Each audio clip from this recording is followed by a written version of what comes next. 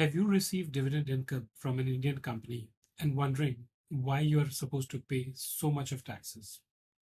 Well, here's a video where we are going to cover 4 ways in which you can optimize the amount of tax that you pay on dividends in India, and that too something under the Indian tax laws.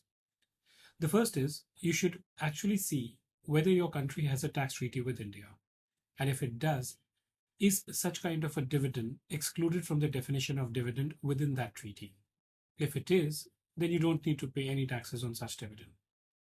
The second is you need to see whether the treaty that you have with India is providing for a reduced rate of taxation. Under Income Tax Act, you generally end up paying 20% as a withholding tax in India, but under the tax treaty, these rates are normally reduced to 10 or 15%. The third is if you get a credit for the taxes paid in India, you might as well pay them and claim a credit in your country, provided they are not in excess.